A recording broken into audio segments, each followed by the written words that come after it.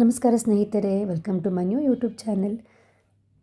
ದಯವಿಟ್ಟು ಇನ್ನೂ ಯಾರು ನಮ್ಮ ಚಾನಲ್ನ ಸಬ್ಸ್ಕ್ರೈಬ್ ಮಾಡಿಲ್ವೋ ಸಬ್ಸ್ಕ್ರೈಬ್ ಮಾಡಿ ಅಂತ ಹೇಳ್ತಾ, ನಿಮಗೆ ಈ ಮಾಹಿತಿ ಇಷ್ಟ ಆದಲ್ಲಿ ಲೈಕ್ ಮಾಡಿ, ಶೇರ್ ಮಾಡಿ, ಕಮೆಂಟ್ ಮಾಡಿ. ಬನ್ನಿ ನೋಡೋಣ ಈ ಮಾಹಿತಿ ಏನು ಅಂತ.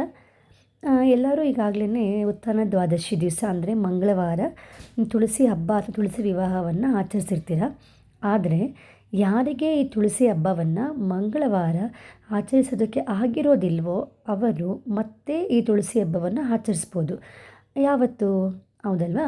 ಶುಕ್ರವಾರ ಹುಣ್ಣಿಮೆ ಅಂದರೆ ಕಾರ್ತಿಕ ಹುಣ್ಣಿಮೆ ಯಾವತ್ತು ಬರುತ್ತೋ ಆವತ್ತು ಪುನಃ ನಾವು ಈ ತುಳಸಿ ಹಬ್ಬವನ್ನು ಆಚರಿಸಬಹುದು.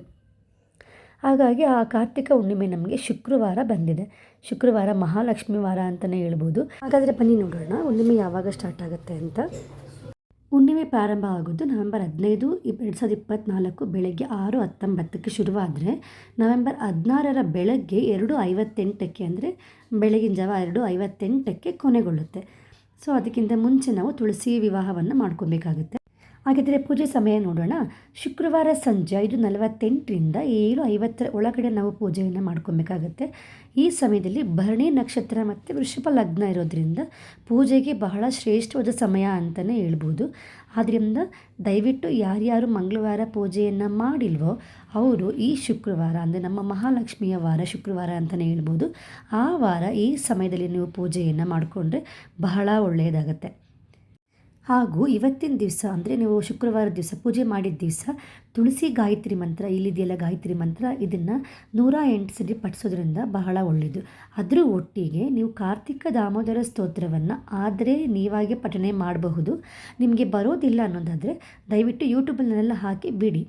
ಇದ್ರ ಜೊತೆಗೆ ನೀವು ನಲ್ಲಿಕಾಯಿ ದೀಪಾರಾಧನೆ ಮಾಡೋದ್ರಿಂದ ಬಹಳ ಒಳ್ಳೆಯದು. ಕಾರ್ತಿಕ ದಾಮೋದರ ಸ್ತೋತ್ರ ಹೇಳ್ತಾನೆ ನಲ್ಲಿಕಾಯಿ ದೀಪಾರಾಧನೆ ಮಾಡೋದ್ರಿಂದ ನಿಮಗೆ ತುಂಬ ಒಳ್ಳೆಯದಾಗುತ್ತೆ. ಸೊ ಇದನ್ನು ಸಹ ನಲ್ಲಿಕಾಯಿ ದೀಪಾರಾಧನೆ ಮಾಡೋದನ್ನು ಮರಿಬೇಡಿ, ತಪ್ಪದೇ ಮಾಡಿ, ಆಯಿತಾ? ಇದಾದ ನಂತರ ನಿಮಗೆ ತುಳಸಿ ಅಷ್ಟೋತ್ತರನ ನಾನು ಕೆಳಗಡೆ ಲಿಂಕಲ್ಲಿ ಹಾಕಿರ್ತೀನಿ. ಸೊ ಸಾಧ್ಯ ಆದರೆ ಆ ಅಷ್ಟೋತ್ತರನ ಸಹ ನೀವೇ ಪಠನೆ ಮಾಡಿ. ಇನ್ ಕೇಸ್ ಸಾಧ್ಯ ಆಗಿಲ್ಲ ಅಂದರೆ ನೀವು ಯೂಟ್ಯೂಬಲ್ಲಿ ಪ್ಲೇ ಮಾಡಿ ಬಿಡಬಹುದು. ಈ ಥರ ಒಂದು ತುಳಸಿ ಪೂಜೆಯನ್ನು ಮಾಡಿ ದೇವರ ಕೃಪೆಗೆ ಪಾತ್ರರಾಗಿ ಅಂತ ಹೇಳ್ತಾ ನಾನು ಈ ಒಂದು ವಿಡಿಯೋವನ್ನು ಎಂಡ್ ಮಾಡ್ತಾಯಿದ್ದೀನಿ. ದಯವಿಟ್ಟು ನಿಮಗೆ ಈ ಮಾಹಿತಿ ಇಷ್ಟ ಆದಲ್ಲಿ ಲೈಕ್ ಮಾಡಿ, ಶೇರ್ ಮಾಡಿ, ಕಮೆಂಟ್ ಮಾಡಿ, ಆದಷ್ಟು ಸಬ್ಸ್ಕ್ರೈಬ್ ಮಾಡಿ. Thank you so much. Thank you for watching.